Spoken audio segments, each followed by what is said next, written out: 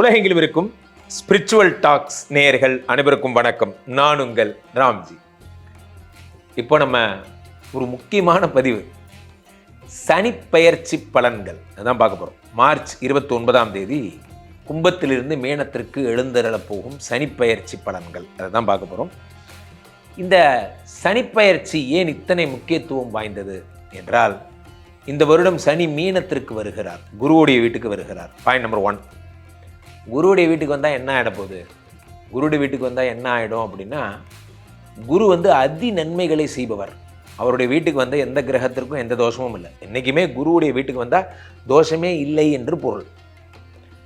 இந்த குருவோட வீட்டுக்கு வந்த சனியினால் ஏற்படக்கூடிய நன்மைகள் என்ன? யாரெல்லாம் சனி பார்த்து பயப்படணும்? முக்கியமாக பயப்பட வேண்டிய ஆள் மேஷராசிக்காரங்க, கும்பராசிக்காரங்க, மீனராசிக்காரங்கெல்லாம் பயப்படணும். இவர்களுக்கெல்லாம் 7.5 சனியாக வருகிறார். சிம்ம ராசிக்காரர்களுக்கு அஷ்டம சனியாக வருகிறார். தனுர் ராசிக்காரர்களுக்கு கண்டகச்சனியாக வருகிறார். இதெல்லாம் பயப்படணும். ஓகே, மற்றபடி சனி வேறு எதுவுமே நல்லதே செய்ய மாட்டாரா? அவருக்கு வேலையே அடுத்தவனுக்கு எடுத்து விடுறது தானா என்றால் அப்படிலாம் ஒன்றும் கிடையாது. இதெல்லாம் உங்களுடைய இல்லூஷன்ஸ், உங்களுடைய கற்பனைகள்.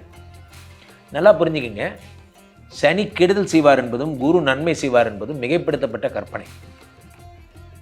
அவரவர் பணிகளை செய்கிறார்கள். இதில் முதல்ல தெளிவாக இருங்க. அவரவர் பணிகளை செய்கிறார்.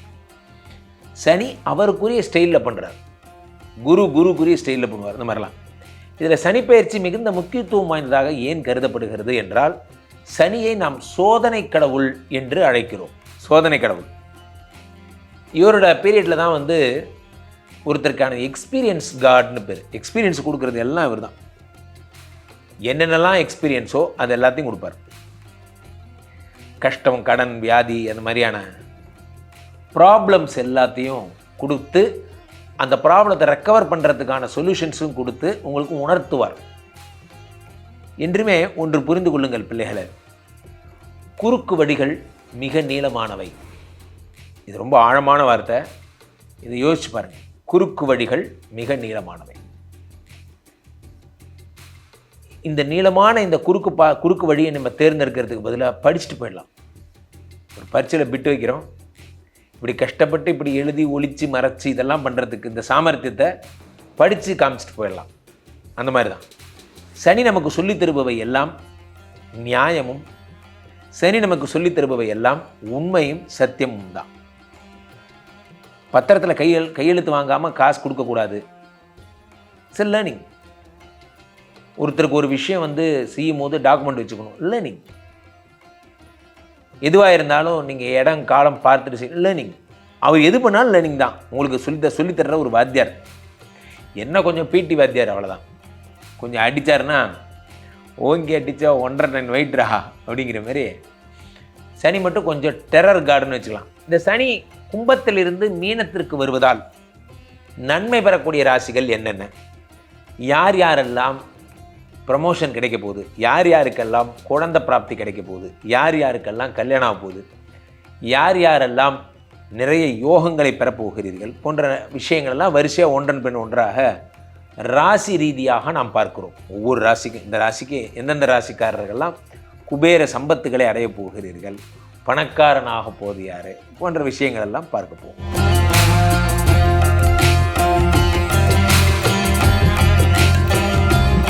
மிதுன ராசிக்காரர்களுக்கெல்லாம் இந்த சனிப்பெயர்ச்சி எப்படி இருக்கிறது?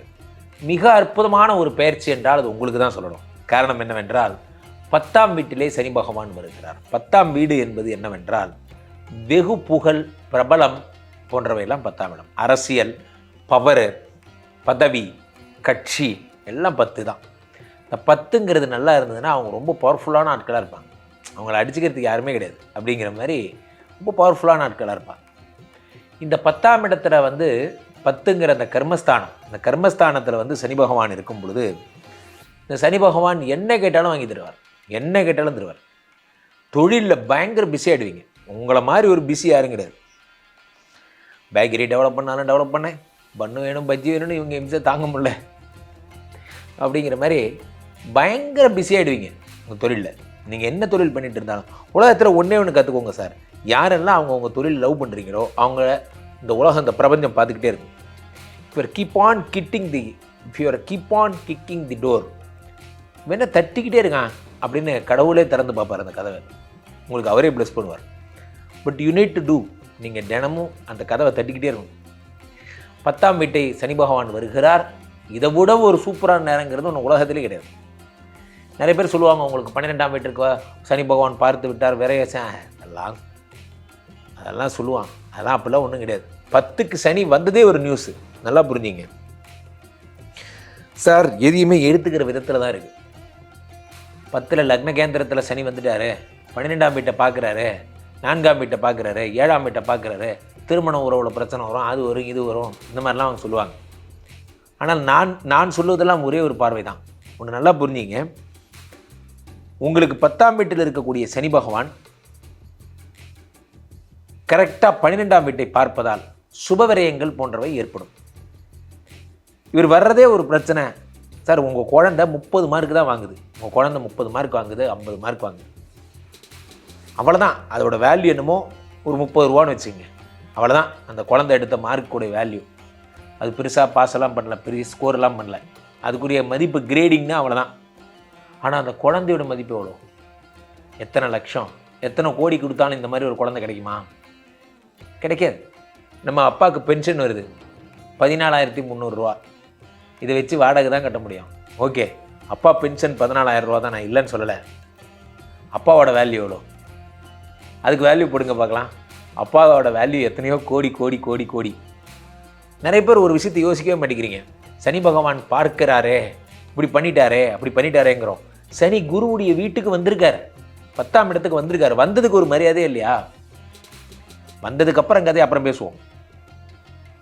10ஆம் வீட்டிற்கு சனி பகவான் வந்தாலே மாஸ், அதை முதல்ல புரிஞ்சிங்க. அவர் வந்துட்டார், ஆட்டோமேட்டிக்காக நடக்க வேண்டியதுனா நடக்க போகுது. நீங்கள் பெரிய பிரபலமாக போகிறீர்கள். நான் ஒரு தொழில் நல்லா பண்ணிட்டு இருக்கேன் சார், ஆனால் எனக்கு அதை பிராண்ட் பண்ண தெரில, பிராண்டிங் எப்படி வேணால் பண்ணலாம். பிராண்டிங் அப்படிங்கிறது அந்தந்த இடத்துக்கு ஏற்றபடி, சமுதாயத்துக்கு ஏற்றபடி, அந்தந்த ஊருக்கு ஏற்றபடி, அந்தந்த பீப்புள்ஸ்க்கு ஏற்றபடி அந்த பிராண்டிங்கிறது மாறும். அதை முதல்ல புரிஞ்சிங்க. ஆமாண்டா இது எங்கள் அப்பா போட்ட ரோடு அப்படின்னு ஒரு கடை நான் காட்டுறேன் வாங்க. ஆமாண்டா இது எங்கள் அப்பா போட்ட ரோடு, ஆமாண்டா இது எங்கள் அப்பா போட்டு கடை, இப்படிலாம் இருக்குது. இருட்டு கடை, என்னமோனா பேர் வச்சுருக்காங்க. விஷயம் என்னென்னா, மக்களுக்கு அட்ராக்டிவாக இருக்கா? அட்ராக்டிவாக பண்ண தெரிஞ்சவன் பிஸ்னஸ் பண்ண தெரிஞ்சவன், புரியுதா? ஸோ அப்போ மிதுன ராசிக்காரர்கள் இவ்வளோ நாள் ஒரு மாதிரி பிஸ்னஸ் பண்ணேன், என் கடைக்கு ஒரு பேரே பார்த்தீங்கன்னா ரொம்ப சிம்பிளாக வச்சுருந்தேன், இப்போ என் கடை வந்து டிடின்னு பேர் வச்சுக்கிட்டேன், டிடின்னு வச்சதுக்கப்புறம் இப்போ என் கடை நல்லா ஓடுது. சிம்பிள். உடனே நேமாளதிகாரங்களாம் வந்துடுவாங்க. பார்த்தீங்களா, நீங்கள் டிடின்னு பேர் வச்சதுனால தான் வந்துச்சு. அதெல்லாம் ஒன்றும் இல்லை சார், மக்களுக்கு பிடிச்ச மாதிரி பேர் வச்சிங்க, அதனால் ஓடிச்சு, அவ்வளோதான். இப்போயாவது உங்களுக்கு பிஸ்னஸ் கற்றுக்கிட்டீங்களே, அது வரைக்கும் சந்தோஷம். எல்லோ பேஜஸ்ன்னு ஒன்று வச்சுருக்கான். அந்த அந்த அந்த பேர் தான், அந்த பேர் எப்படி இருக்குது? ஏன் பிளாக் பேஜ்னு வைக்கல? என்னவோ மாதிரி இருக்குது பிளாக் பேஜ்னு பேர் வச்சா. ஆனால் அந்த எல்லோ பேஜஸ்ன்னு வைக்கும்போது அது பிராண்டு ரீச் ஆகுது. எதை வச்சா எது ரீச் ஆகும், அதான் மார்க்கெட்டிங், அதான் ஸ்ட்ராட்டஜி. புதன்கிறவர் டிஜிட்டல் கார்டு, அந்த டிஜிட்டல் கார்டில் குரு உட்காந்துருக்காரு, இந்த இடத்துல சனி 10ல் உட்காந்துருக்காரு. ஆட்டோமேட்டிக்காக உங்கள் தொழில் பிராண்டாக போகுது. இன்ஸ்டாவில், எஃபியில், யூடியூப்பில் எங்கே திரும்பினாலும் உங்கள் பிஸ்னஸ் பற்றி தான் பேச்சாக இருக்கும். பிரமாதமாக இருக்க போகிறீங்க, கலக்க போகிறீங்க. கீழே போயிட்டு இருக்க இந்த 2 நம்பர் கூப்பிடுங்க. உங்கள் சொந்த ஜாதகத்தை புக் பண்ணி பார்த்துக் கொள்ளுங்கள். மீண்டும் ஒரு நல்ல பதிவில் சந்திப்போம். நன்றி, வணக்கம்.